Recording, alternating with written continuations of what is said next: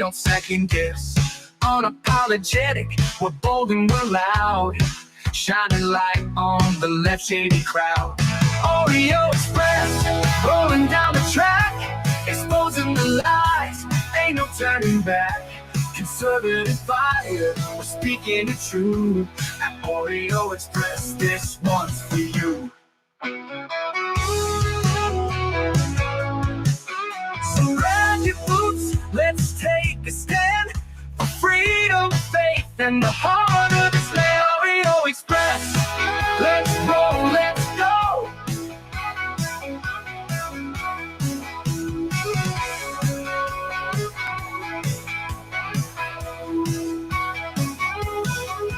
So grab your boots, let's take a stand for freedom, faith, and the heart of this land. Oreo Express. Celebrate our newest launch, Rev 7.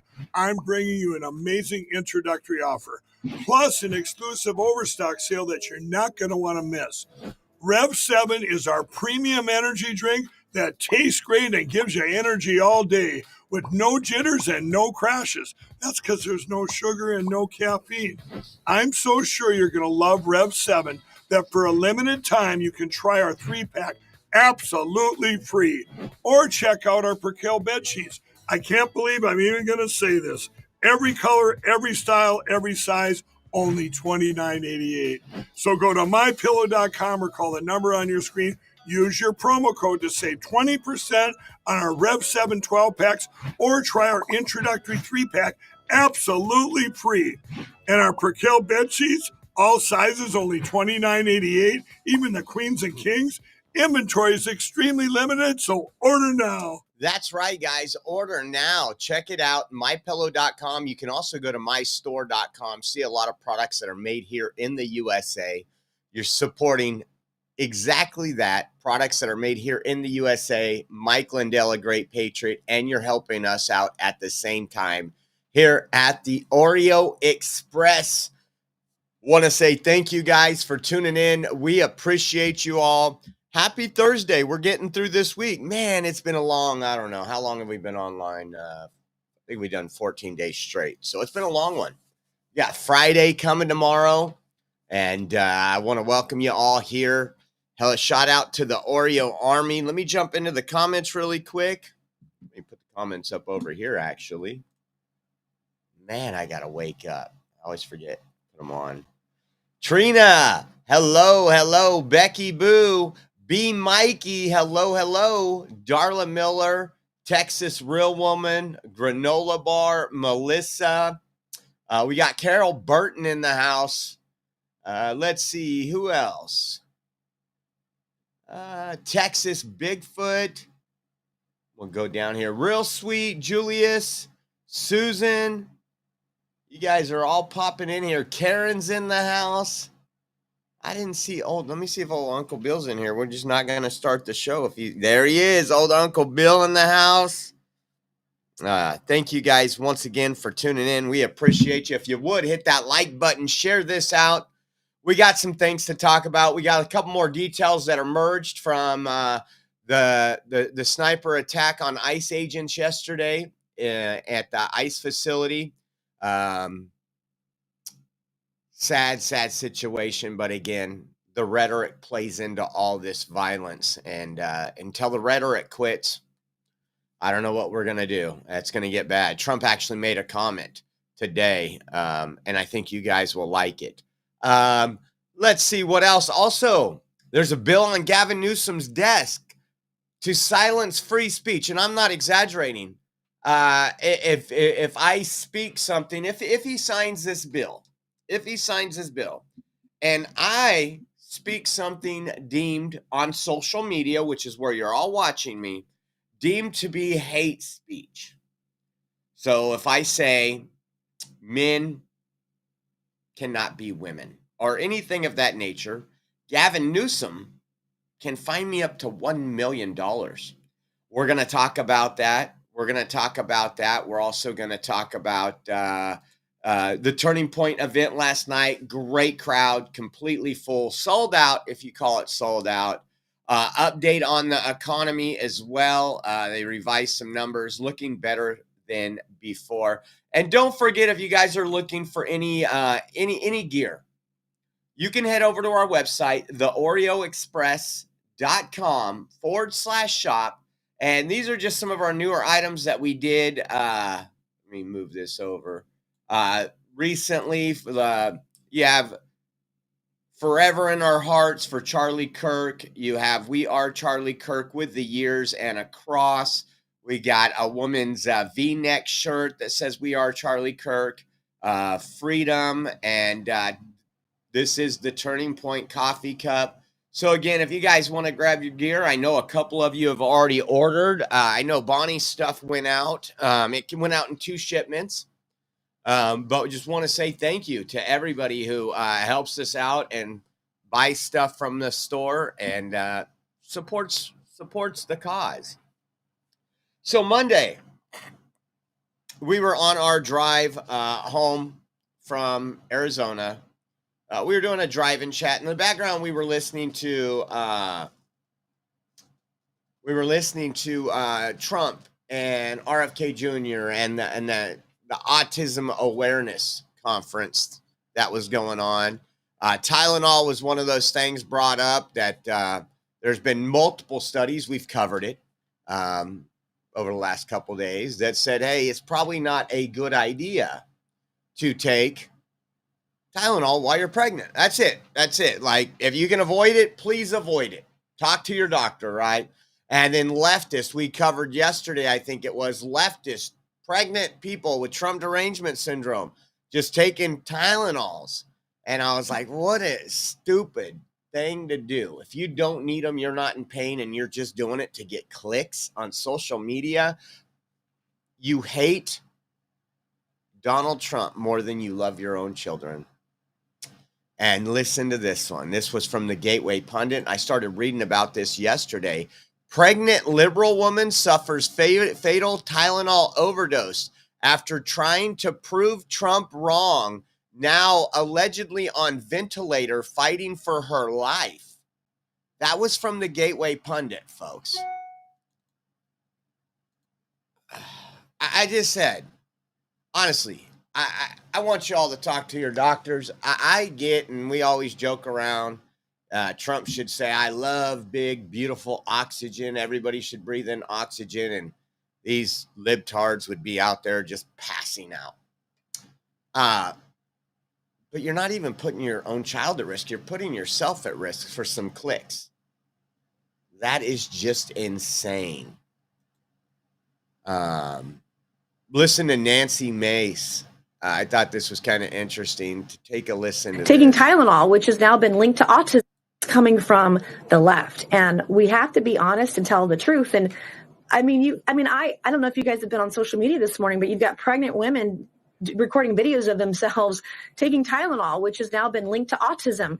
And they hate Trump more than they love their babies. I mean, that, to me, it is so insane on where we are today. Like, the Democrat Party has some ownership in this, and they need to take responsibility for this. They're denying science. They're denying there's violence when they're egging it on. And we can't get past that until they recognize their role. How many remember? Again, it's opposite of Trump. That is the Democrat Party. If Trump says, let's love our neighbor, let's hate our neighbor, anything. And a good example of this would be when the COVID vaccine came out. You had Kamala Harris. You had everybody say that they're not going to take, and they called it the Trump vaccine. They wouldn't take it. They don't trust it. And then they get into office and they realize, we got to force everybody to take it. And they're sitting there on camera just jab after jab after jab. Again, it's so amazing. Now, I told you yesterday, if you guys weren't here, we had court with the Trans-Tifa, the violent activist that assaulted me and my family at a couple, what is it going on now, 2 months ago, when they had the CIF track championships here in Clovis, California at Buchanan Memorial Stadium. And that was, there's some negotiations going on with a plea deal that they're trying to do with the prosecuting attorney.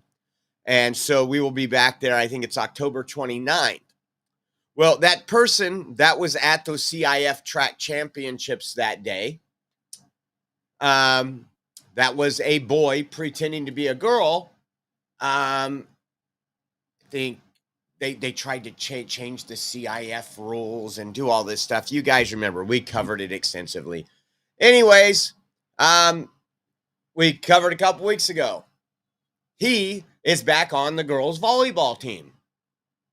Or he is now on the girls' volleyball team, and more teams are forfeiting. This one right here says Jurupa Valley High School girls volleyball team is desperately trying to find an opponent as Patriot High School becomes the 8th school to refuse to play against their transgender person on the team. It says girls teams are refusing to play against trans player A.B. Hernandez. It says, according to Outkick, who attended the game, A.B. Hernandez's advantage is so clear and obvious that several members of the opposing team supporters were visibly upset by it. Take a look at this right She here. found out from other parents, she says, when A.B. started identifying as a girl on campus back in junior high, and even went to the school herself to ask why they were allowing that without her knowledge. But she says eventually she had a change of heart. Shoot, they're protecting the kids because of parents like me that understand, and we just get upset. She says she felt like she was only hurting her daughter by not letting her be herself, and it was okay for her kid to teach her something new. I did talk to her about how dangerous it is and how difficult it was going to be. But she's brave. She's brave, and when I seen her courage, it was just like, okay, like, I'm gonna stand behind you. So tonight, when the Chaffee High School volleyball team showed up to play against Jurupa Valley, it meant a lot to this family and to the Jurupa Unified School District. They share our belief that players are here to play, and kids are kids. We're letting our kids play because that's what they want to do. And after the Jaguars won the match in 4 sets, A.B. decided it was time to tell part of her story in her own words. They swear I'm like this crazy danger to society, but No, you're just a boy taking an advantage over young athletes. That's all you are. You like the attention, and you can't compete on a male team. So cheating is what you're doing. But 8 teams now have forfeited against this high school. And again, it shouldn't be going on. It's a violation of Title IX. And hopefully these schools, Jurupa Valley High School, hopefully they get defunded. It's just unfortunate, man. I had a daughter that played sports. She was great. She did cheer. She was on competitive cheer. She did gymnastics. She was on competitive gymnastics.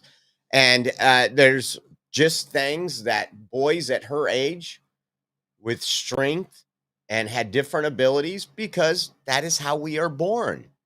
And it's unfortunate that all these teams that could be winning championships, you got seniors on there that are just excited. They've been working at, volleyball or whatever sport it is, whether it was track and field, for years and years, sacrificing, waking up early so you can go run, so you could go practice, getting to school, getting out of school, go practice. I mean, these people, if you don't know high school sports and how hard these student athletes work, it's really a sacrifice.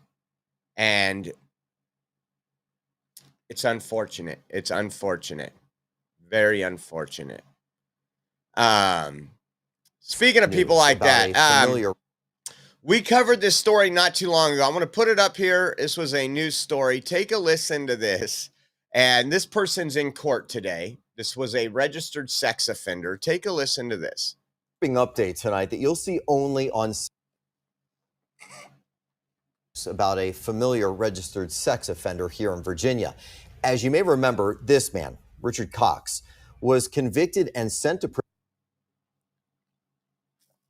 young children and possession of child pornography in the 90s and in 2007. And now in a 7 News exclusive new video of that same sex offender visiting popular playgrounds in Fairfax County where sex offenders are not allowed within 100 feet. And tonight, our Nick Minock has evidence that Fairfax County police knew about this, but charges were never filed. I've been reporting on this person for a long time now. A biological male, Richard Cox, claims he's a woman, which in many communities gives him free access to women's locker rooms and bathrooms. However, anytime he shows up to a day program for children, he's breaking the law in Virginia. However, Fairfax County PD has not arrested or charged Cox for his visits to rec centers. So I asked the police chief, why not? New video shows registered Tier 3 sex offender Richard Cox walking out of Fairfax County's Our Special Harbor Spray Ground, a water park designed for young kids with disabilities, and walking in the direction of Chessie's big backyard playground. As you can see, these are popular places for kids, and on the day this video was shot last August, a ton of kids and families were there. There's also a licensed preschool at the rec center.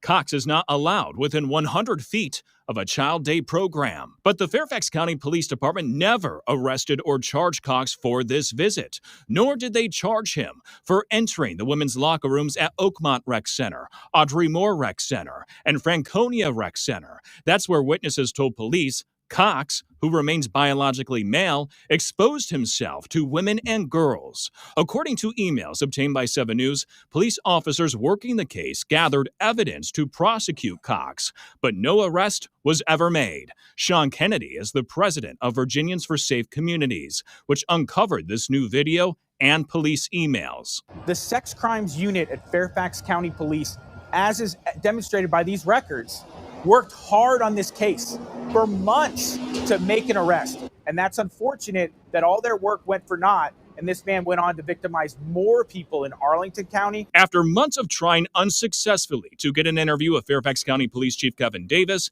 I attended a press conference where he announced the arrest of more than a dozen men charged with soliciting minors for sex, which seemed like an appropriate place to ask why his department never arrested Richard Cox.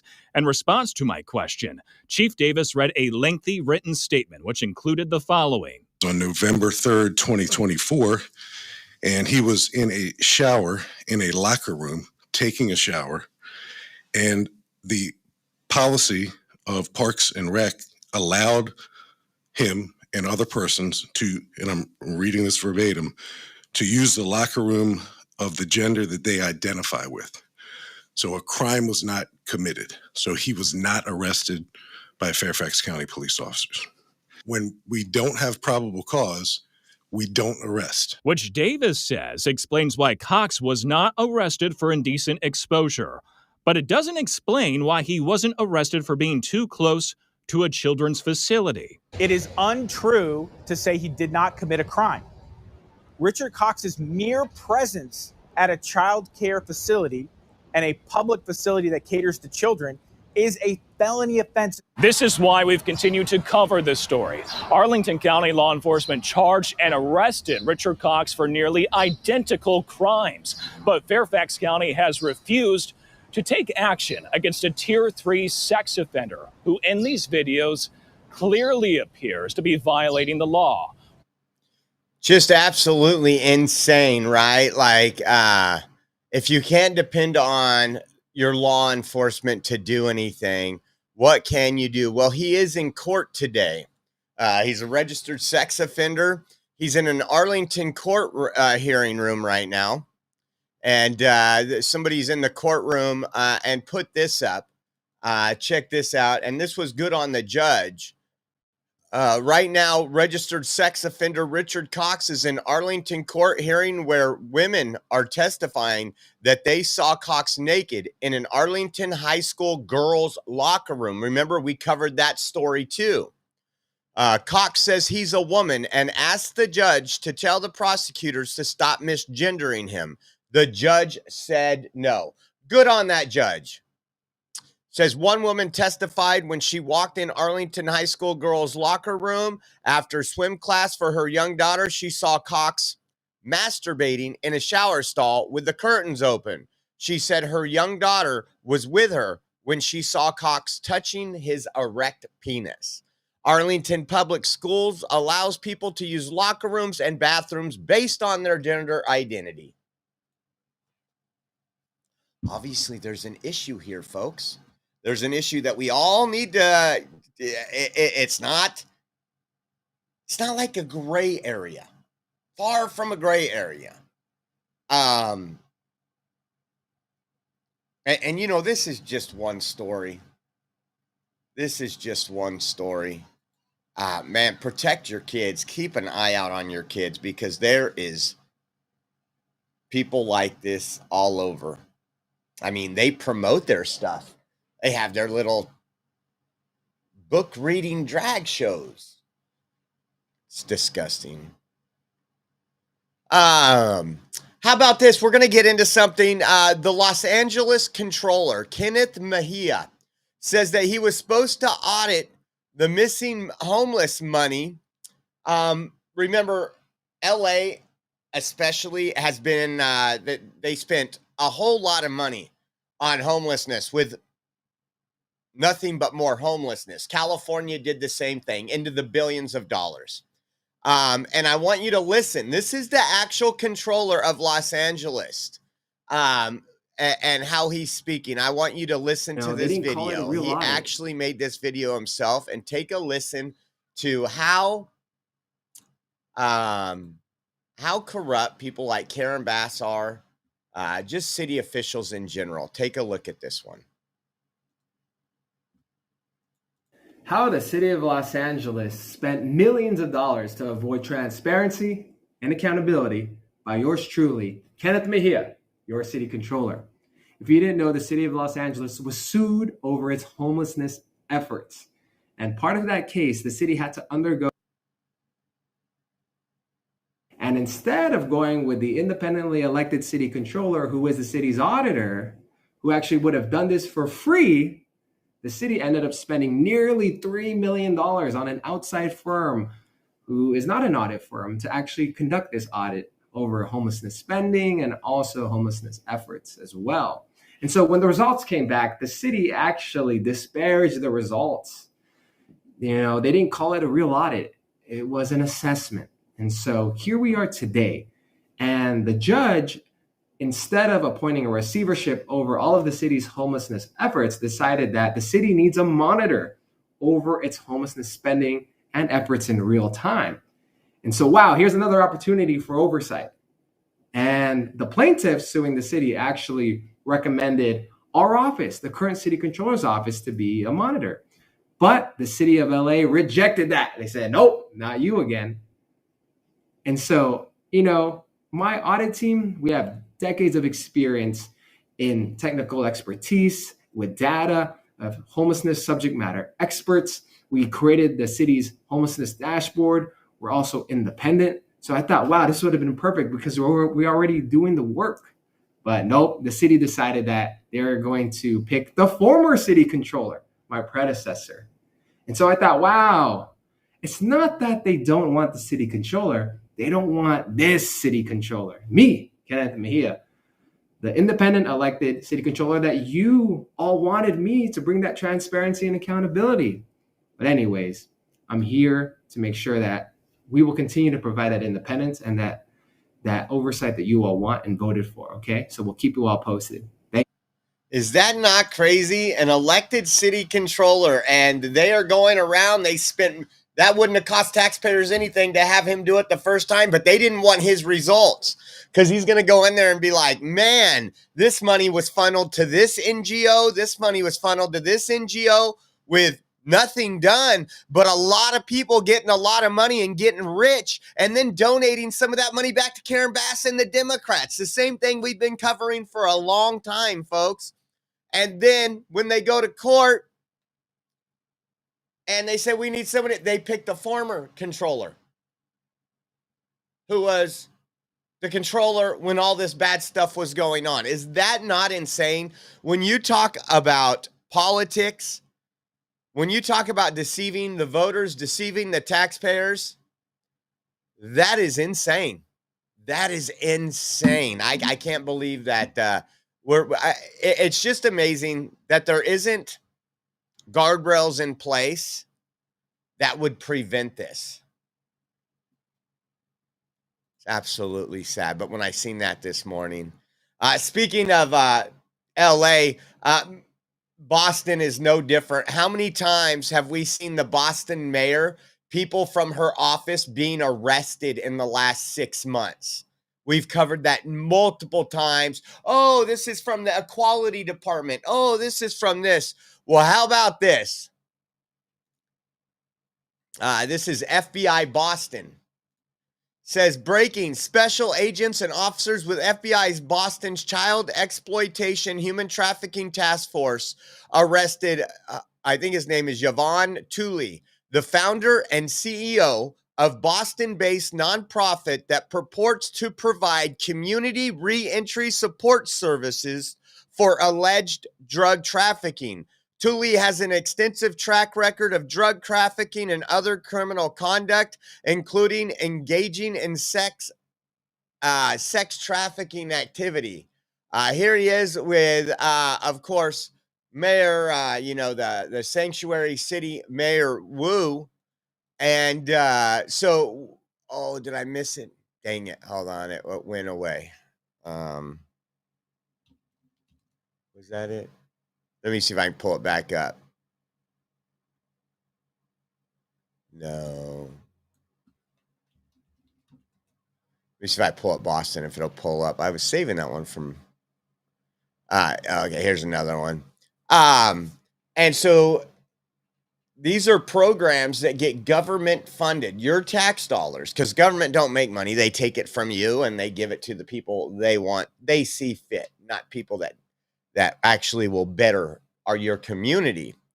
Take a look at some of this stuff. Again, here he is. This is the guy that gets funded with grants and everything else of your tax dollars. And then take a look at this. Look at those goodies right there. Man, that's some bags. And it's just amazing because, again, reminds me of Oakland. Oakland is very similar to Boston when it comes to the leadership and the corruptness of the mayor. Is this it? And he was an outspoken Democrat activist who has a long criminal history and found organizations to help criminals turn over a new leaf like he claimed he did. This is no difference than like the groups here in Fresno, Peace Fresno, and not all of them are bad people, but many times they call them community leaders and they do nothing for their communities. We had somebody, what was it, 2 years ago? That was one of those Peace Fresno people. Same type of situation where he's busted when he's supposed to be helping people out. And I just thought it was insane because we're covering this stuff daily. How about this? We've been covering a lot of the censorship in Europe where they're kicking down doors. They're taking you, they're putting you in jail for, especially if you talk about Muslims. Man, don't talk about that. This was the Wall Street, this is from Zero Hedge. It says EU-style censorship. California bill to slap $1 million fines on social media for hate speech moves to Newsom's desk. It says on Monday, SB 771 passed both chambers of state legislature, where it now sits on Governor Gavin Newsom's desk, awaiting his signature.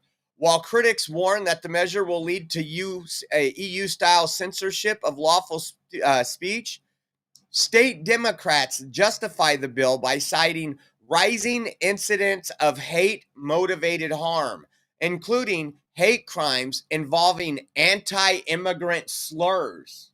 So an anti-immigrant slur, according to a Democrat, is illegal. That is the proper term for somebody who crosses over illegally into your country. It says this has not this bill doesn't target people that are actively calling for violence against ICE agents, actively doxing ICE agents. No. This ain't what this bill is.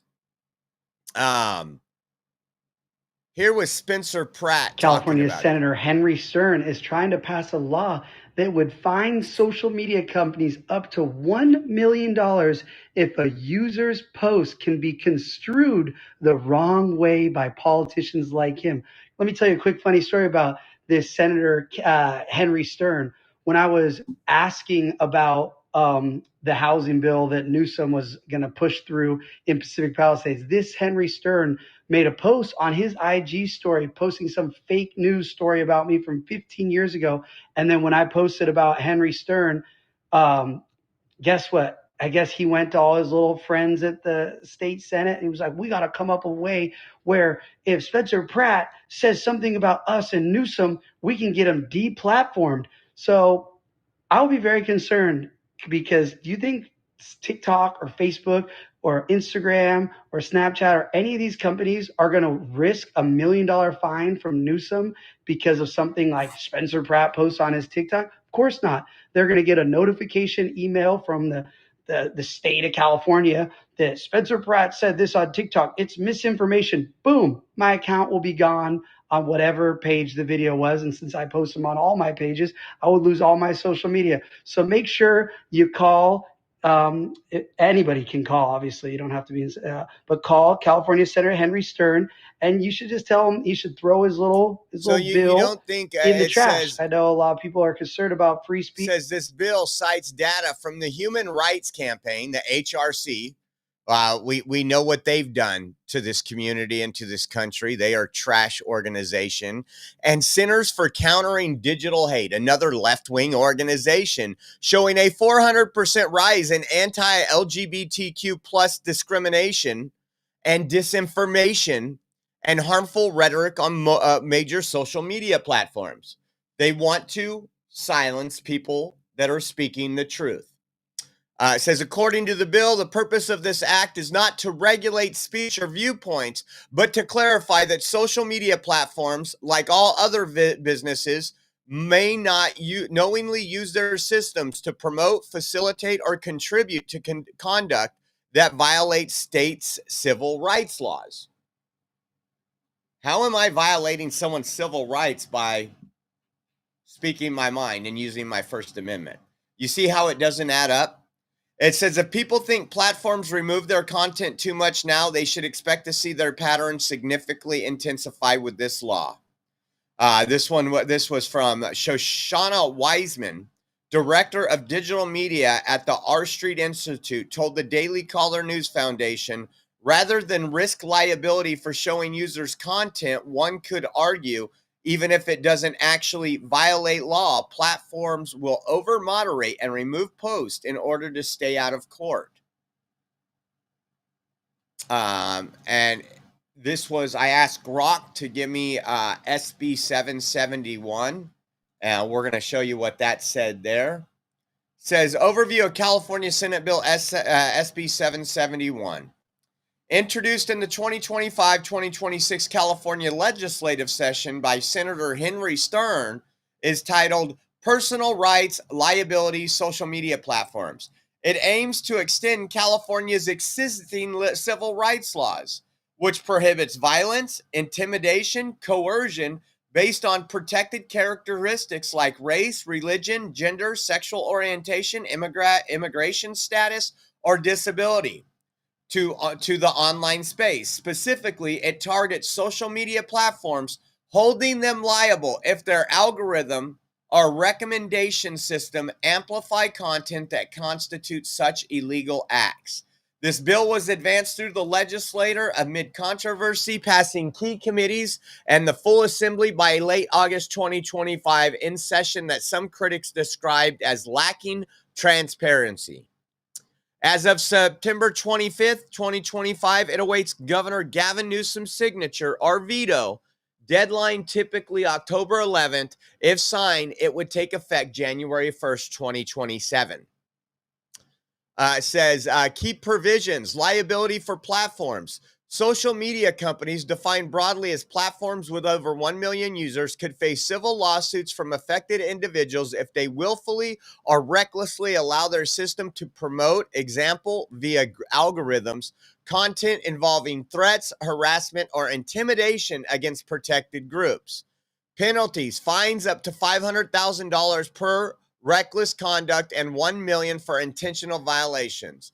This applies even if the platform doesn't create the content, potentially overriding aspects of federal Section 230 protections, though legal challenges are expected.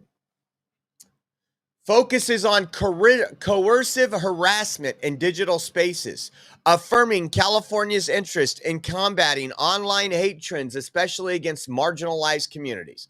So they can go after me. I'm a white, male, straight, Christian. They can come after me all they want. They can say whatever they want. But if I sit here and say that somebody has a mental illness, if somebody is possessed by the way they're living their lifestyle, if I say that somebody came across this country and are now illegal aliens because they didn't do it the right way, that would be all the things that they want taken off this platform. So when Gavin Newsom screams and Democrats scream for free speech when they're talking about Jimmy Kimmel, just show them the bill, SB 771. I don't know if Gavin Newsom will sign it. A month ago, I would have said he would not sign it, or about 2 months ago. Because remember, he was having Charlie Kirk. He was trying to move to the middle, and he realized that wasn't working. That wasn't raising the money he needed for his 2028 presidential campaign. So he went in and decided to just go back to the far left rhetoric that he has spewed for many years that have destroyed San Francisco and California as he has been governor. Now I'm going to say that I would think I'm 50-50 on it because he's going to take some pretty big hits. If he signed this, most America is not California if he really wants some support from independents that will be fooled by him. So we'll see how that goes. Check this out. Kash Patel giving some updates on the sniper that shot and killed some folks that were being processed at the ICE facility. Take a look at this and put this up on the screen. FBI Dallas and FBI HQ have been working 24/7 to seize devices, exploit data, and process writings obtained on location and in the subject's person, residence, bedroom. This FBI is committed to providing timely updates as promised. The perp downloaded a document titled Dallas County Office of Homeland Security and Emergency Management, containing a list of all DHS facilities. So this guy went online. He was doing his research. He was specifically targeting Department of Homeland Security offices, ICE processing centers. So that's been made clear now. He conducted multiple searches of ballistics and the Charlie Kirk shot video between 9:23 and 9:24. Between 8:19 and 8:24, he searched apps that tracked the presence of ICE agents. So you'd have to wonder, remember when they have these doxing apps that are online right now that notify illegals of where ICE is at? It's also used by activists so they can obstruct ICE officers. They look at their app, ICE has been spotted at this street and this street, and they go over there. Well, it looks like that was something he was also looking at. One of the handwritten notes recovered read, "Hopefully this will give ICE real terror to think, is there a sniper with an AP round on the roof?" It says further accumulated evidence to this point indicates a high degree of pre-attack planning. The FBI will provide further updates when able. So this guy's been working on this previous to Charlie Kirk shooting. Some people are calling it a copycat. I wouldn't call it a copycat. I would say maybe he used some of the details and information from Charlie Kirk's assassination to play a role in this. But we, again, between 8/19 and 8/24, he was searching apps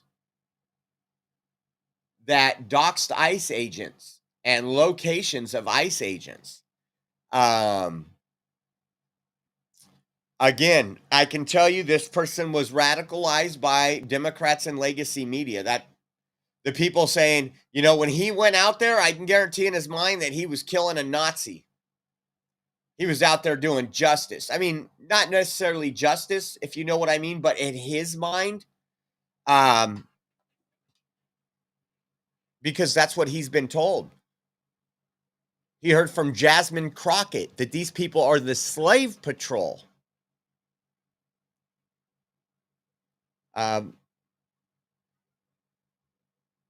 It's just sickening.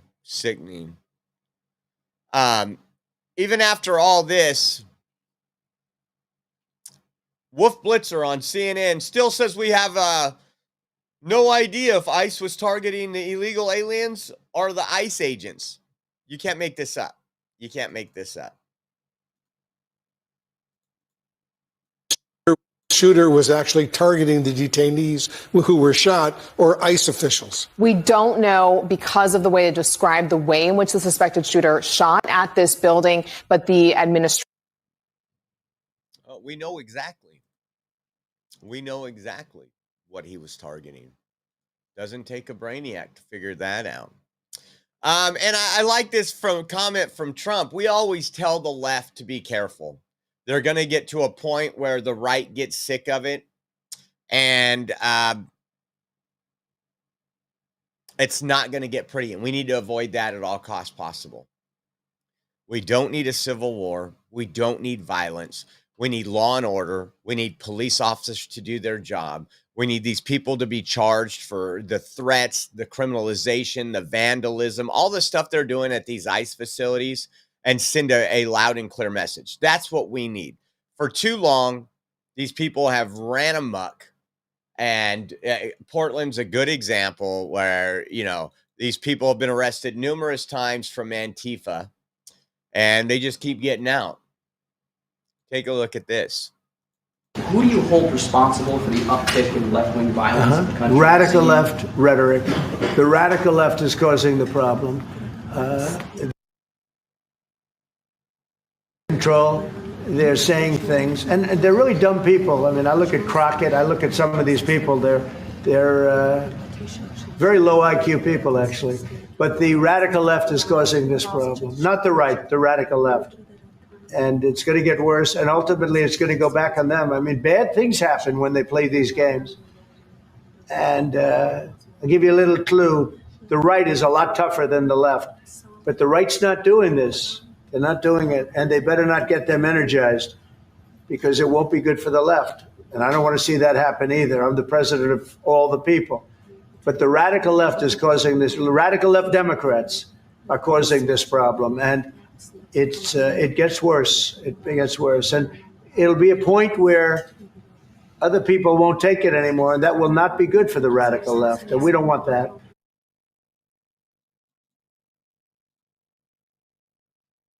You don't want to energize the right. And he said the same thing I've been saying. We don't want that. He's the president of all the people.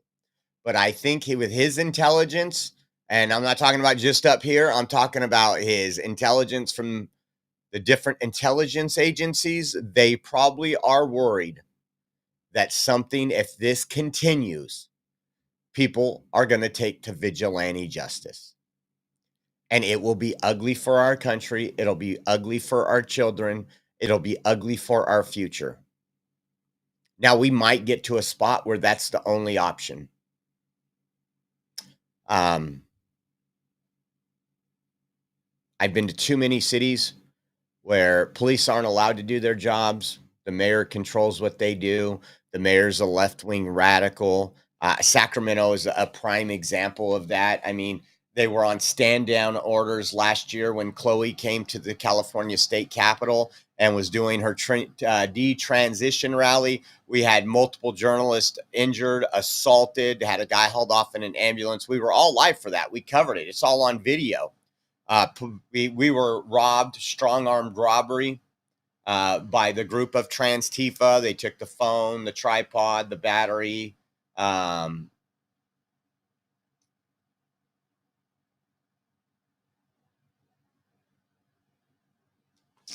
don't want it to get to that. I don't want it to get to that. How about this? A man has been arrested for posting social media threats just hours before a vigil for Charlie Kirk at the University of Texas at San Antonio. Zaylin Dunbar, 19, has been charged with terroristic threats for threatening on Facebook to use his truck to attack a vigil of 1,000 people. His comments: "This is a disgrace, and I can tell you right now, I'ma make sure this won't be good nor comforting vigil. You all watch and see. I'll make this a movie, me and my truck." And so he has been arrested. I'll show you that right here. This is the Fox News article. And it says Texas man charged with terroristic threats against Charlie Kirk vigil. They have to take these threats serious. Now, there's a lot of people that just go off and talk. There is a lot of trash talking on. We get threats a lot. I just don't put them up online, guys, because a lot of things that happen to me, I don't post out there because I think it'll encourage others to do it. If you guys don't even know 10% of the stuff we deal with, and we don't put it on air, and we're not going to put it on air. I should have put up the Tim Pool video because, and I'll be honest, me and Rachel have sat down. We're talking about different things. I'm not going to stop going to events. I might do it a little differently. I might not be so public and walk blocks to an event and walk all the way around at big events like I usually do. Just because I want to be around, not just for my family. I want to be around to do this. And these people are very, very crazy. This was breaking news this morning. Pete Hegseth orders leaders from around the world for an emergency meeting next week. There is no details of what the meeting is about. It says hundreds of U.S. generals and admirals from across the globe have been told to rush to Virginia next week without being told why. Even those overseeing troops in conflict zones are being pulled away from their commands. The move has left top officers baffled and worried, with some openly questioning the risk of yanking so many leaders off duty at the same time. All of it's weird, said one official. War Secretary Pete Hegseth has recently slashed top brass, fired senior commanders, and even moved to rebrand the Pentagon as the Department of War. Now he's going to have nearly 800 of America's most powerful military leaders in one room, and that'll be happening next week. Don't know what this is about. They know much more than us. I'm going to leave it to them, the professionals.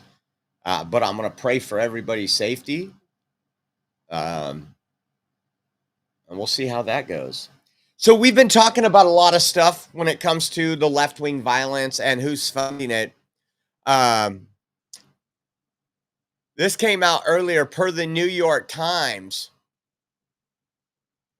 Multiple U.S. attorneys have been ordered to draft plans to investigate an organization funded by George Soros. We talked about the other day, possible indictment for Comey. I think there's only 5 more days for that indictment because the statute of limitation runs out for Comey's lies to Congress. This one will be interesting. They said they're going to be going after the organizations that are funding this left-wing violence. And we elected President Trump to end the violence and the chaos in this country, and that's what he is doing. So it's going to be interesting. We'll probably have more notice on that, possibly by tomorrow. Tomorrow's Friday. We should hear something. And then I'm watching, we have a government shutdown looming. I'm watching the House passed a clean CR bill, and Democrats demand They want money for illegal aliens. They want the border to be back open. They want to spend a lot of your tax dollars, guys, on everything that Trump voters didn't vote for. We actually voted to downsize the government, less spending. But Democrats are requiring that everything that has been cut, especially the things that give free health care to illegal aliens, they want all that reinstated. And Trump's like, nope. You guys want to shut down the government? Shut it down. And so Democrats are now calling this the Trump shutdown. Kind of interesting. And it's going to backfire in a major way. So they've been pretty hard stance on allowing a shutdown. I've seen multiple people post out there, multiple Democrats. Trump's going to shut down this. Trump's going to do this. Well, Trump has the House, the Senate, and the presidency. So it's his shutdown. They didn't say that when Biden was, when Republicans didn't want to keep spending money on illegals. And they were threatening to shut down under Biden. No, we don't want to fund that. We want to fund the American people. This one's going to go a little different. Let me show you. Stephen Miller retweeted J.D. Vance. J.D. Vance says Democrats are about to shut down the government because they demand we fund health care for illegal aliens. And Stephen Miller perfectly says this: defunding soldiers to demand free health care for illegals. And I'm sorry, that needs to be what everybody puts out there because that is the truth. But what's interesting, let me play this and then we'll get into the interesting We're dumb enough part to follow Chuck Schumer off the edge of that cliff. Trump's like, you want to shut down the government? Go for it. And there's a reason why. Take a listen.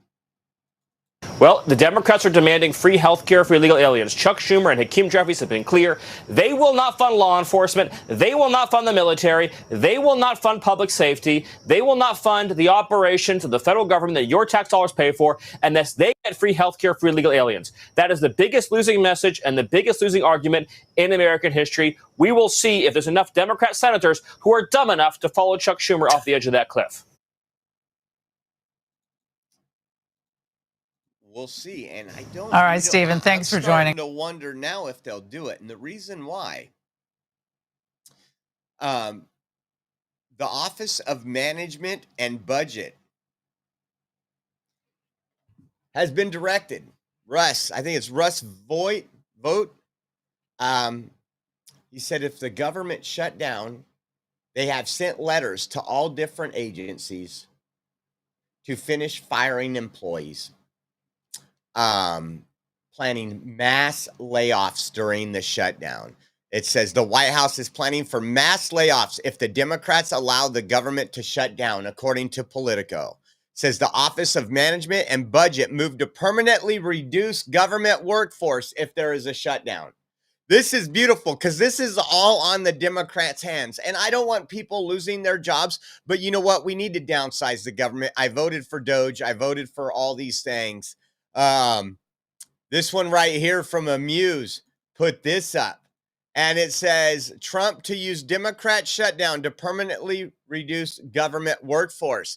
OMB Director Russ Vogt told agencies to draft plans for permanent job cut if a shutdown begins in October. The OMB has directed agencies to identify programs that are losing discretionary funding and beyond furloughs, eliminate positions not aligned with Trump's priorities. In past shutdowns, Democrats were able to assign blame to Republicans while keeping their pet programs. So these little programs that Democrats rely on so much might be out in the pasture. I think this is beautiful. CNN posts this. White House Budget Office tells federal agencies to prepare plans for mass firings if the government shuts down. You know, Chuck Schumer and all these little communists were like, those are our people in the government. We still control that department. Now, what will Democrats do? The House passed a clean CR, guys. Goes on to the Senate, where they need 9 votes, 8 votes. I can't even remember. I think, what does it take? 60 votes? Let's find out. Yeah, I think so. Let me pull this up.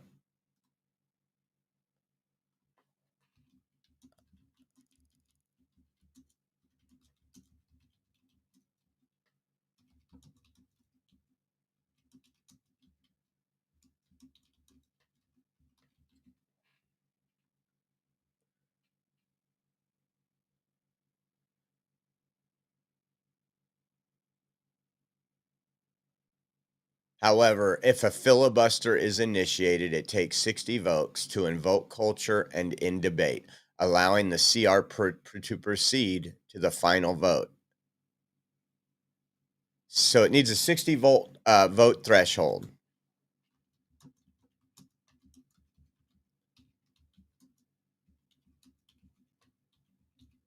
And I don't know, I haven't heard any Republican senator.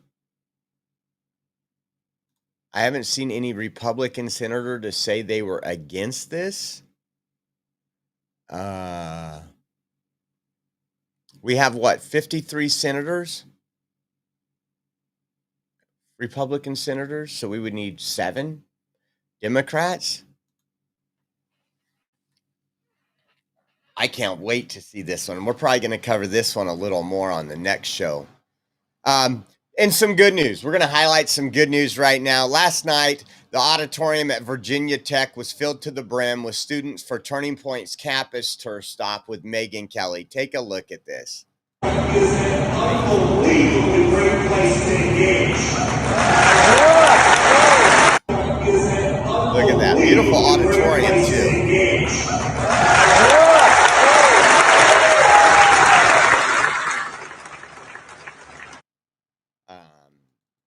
They didn't silence Charlie Kirk. They expanded his voice. Take a look at this. Megyn Kelly was the person hosting that last night. Listen to this question. And I thought it was done pretty great. Take a listen. Why you support a president who contributes to the rhetoric that got your friend Charlie killed. We saw his rally recently. He said, "I hate my enemy." Stephen Miller said similar things. How can you support him when he contributed to what got Charlie killed? Assumes facts, not evidence. What you said is not true. 70% of political violence is committed by Republicans. Okay. Look it up. That's not DOJ true either. just pulled it. The DOJ just pulled it from their website. DOJ just pulled the study from their website because they're delusional. That's not true because It just pulled it. Look it up. Once you the pull DOJ the pulled it from their website. Once you pull the crazies out of there, it is overwhelmingly left-wing violence. Google it. We have had Every single person in the understand. audience, Google it right now. You know, this is how we get here.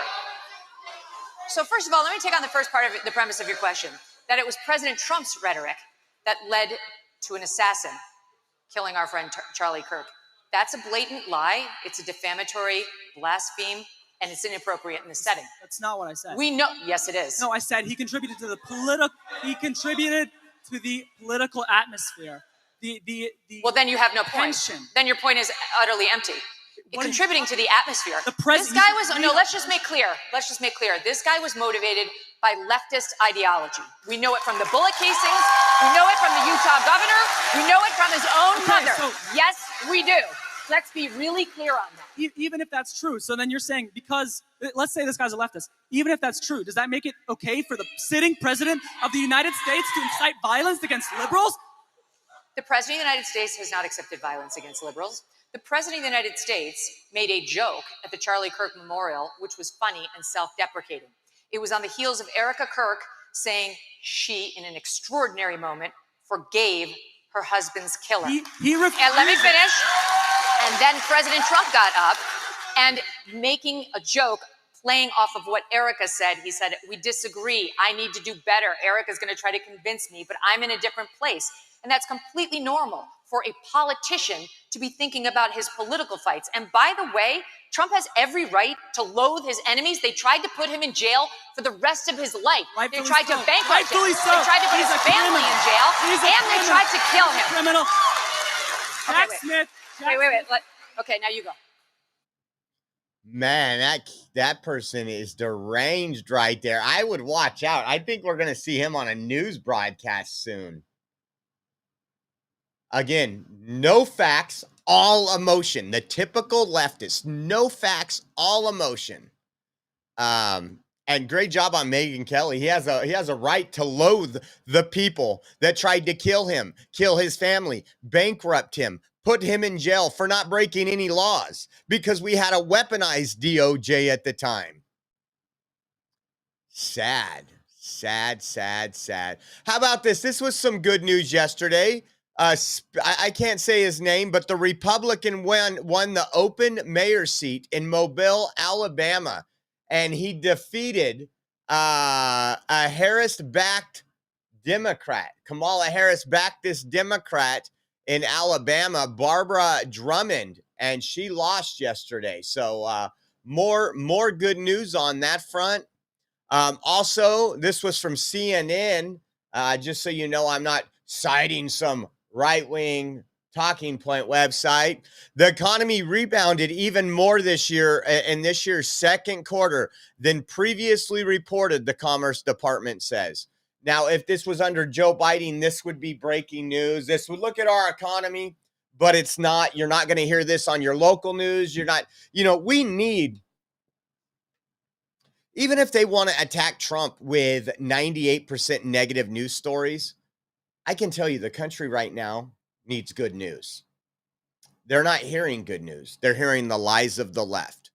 Oh, your grocery stores are going to be empty. Oh my God, because of tariffs, you're not going to be able to buy groceries. All these lies that just haven't come to fruition. We were told after Liberation Day that in 4 to 6 weeks, our grocery stores would look like they did under COVID. They would be empty. People would be fighting in the supermarkets. Go back, look at Dollar Store Obama, which is Hakeem Jeffries. Go look at all these people and what they said and their lies. A gallon of milk will go up 3 times. You're going to be paying $12 for a gallon of milk. Interesting. So that is good news. I'm glad to hear it. How about this one? We got another one. I don't think I'll play the whole thing, but DHS says Delilah Coleman's life was forever changed when an illegal alien driving an 18-wheeler slammed into her and her family. The crash resulted in her inability to walk, talk, eat orally, or attend kindergarten as planned. She was in a coma for 3 weeks and required 6 months of hospital treatment before her family could bring her home. Says on June 20th, 2024, Partap Singh, an illegal alien from India, caused a multiple car pileup while driving a commercial 18-wheeler in the sanctuary state of California. Governor Newsom's Department of Motor Vehicles issued him a commercial driver's license.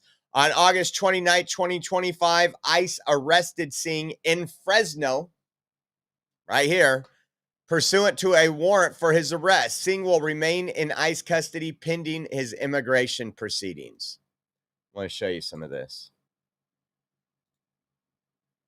18-wheeler that crashed last year severely injured 6-year-old Delilah Coleman, leaving her with critical and life-altering injuries. And her parents join us now, Marcus Coleman and Ileana Kraus. Thank you so much for being here. I'm sorry for what you and Delilah are going through. Marcus, could you start us here and just explain what happened and how your little girl has suffered after this? Good morning. Yeah, she was involved in a vehicle accident last year on June 20th.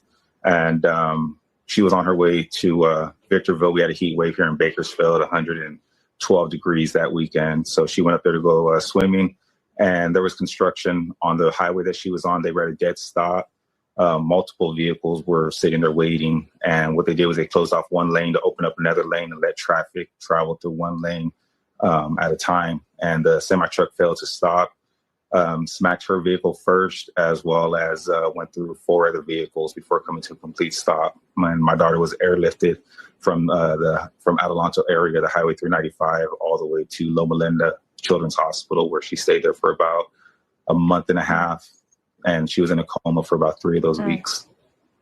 She's a beautiful child. Ileana, can you tell people a little bit about what she's going through in terms of continued injuries and the fact you have 2 other young children as well, and sometimes they're getting ahead of her? Yes, we have a 3-year-old and an almost 2-year-old, and it seems like they're advancing a lot faster than she is at this point.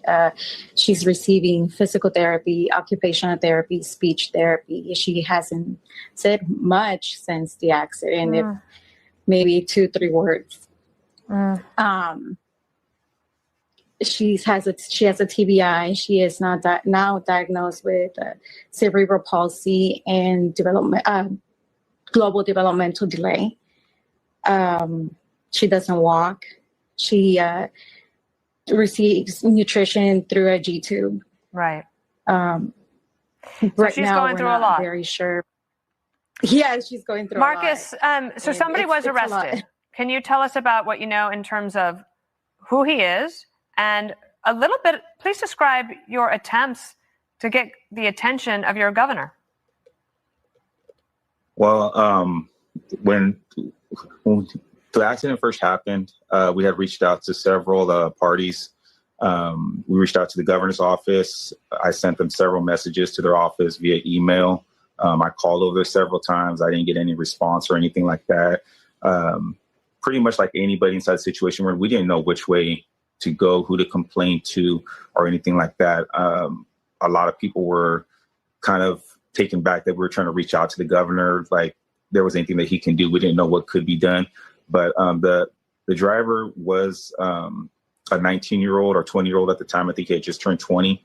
Here in California, you're allowed to get your Class A license at 18 years old as long as you drive within the state, which me as a truck driver myself, I've been truck driving since 2017.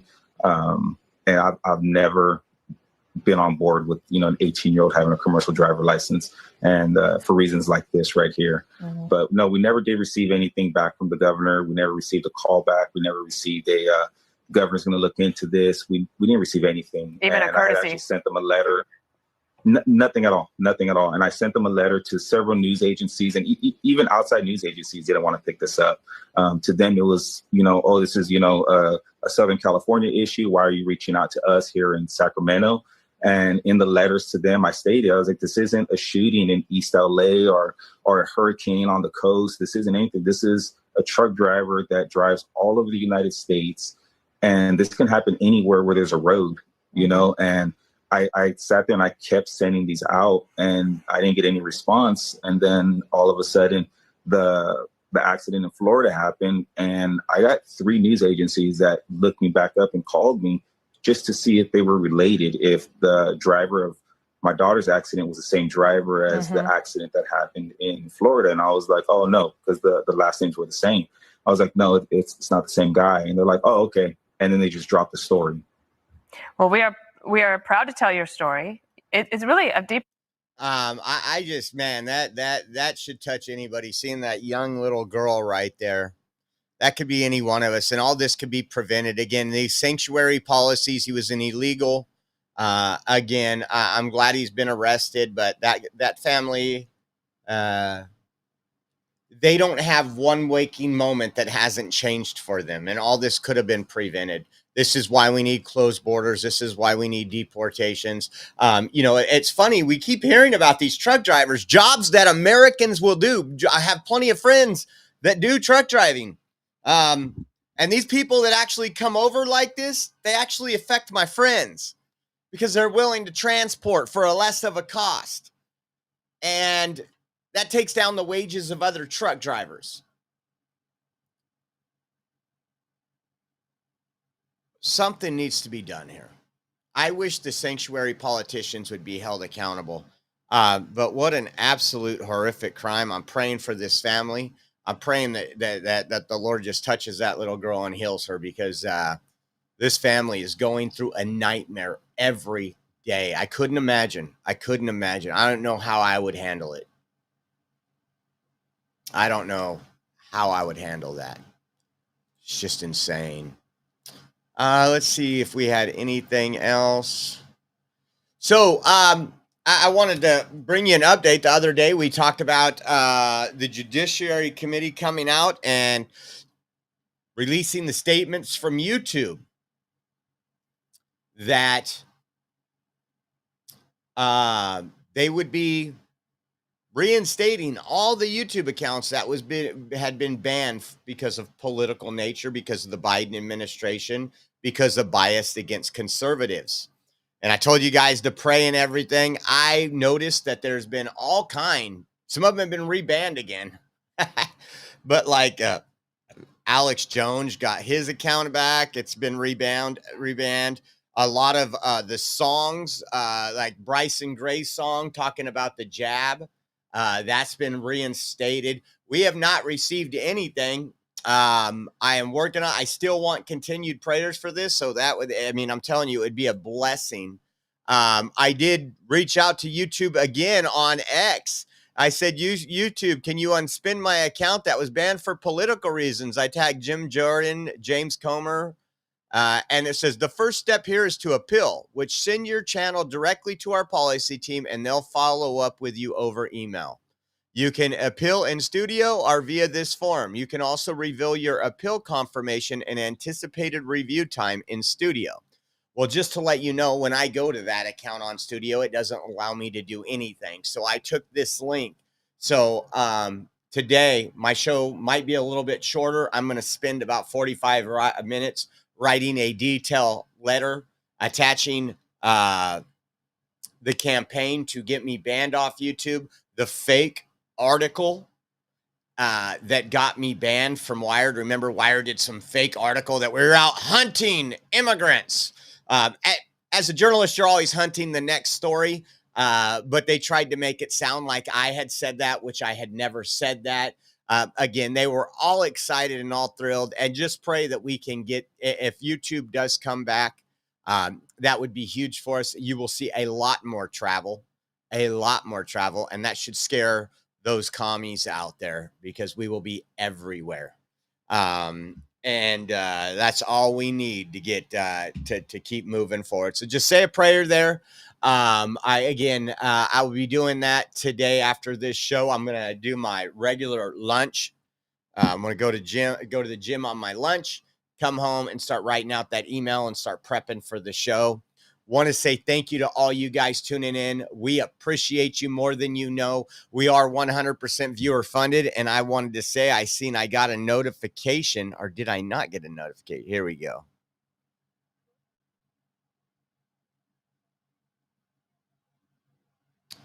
Look like Krista.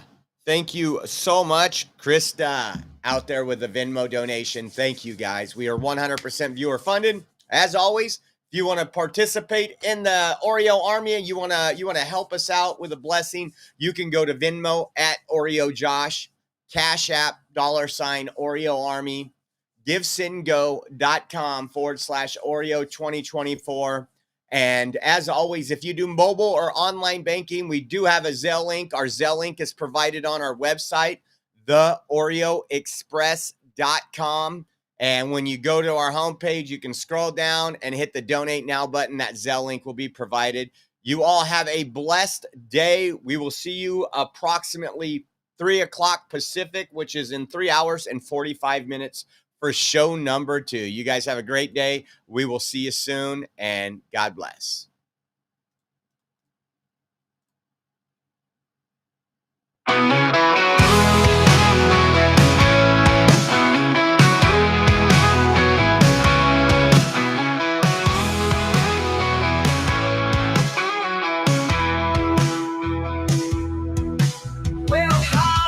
The Oreo Express, where truth don't hide and we don't second guess.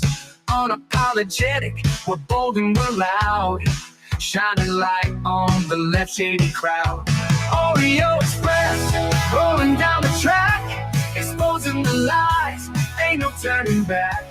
conservative fighter. We're speaking the truth at Oreo Express. This one's for you.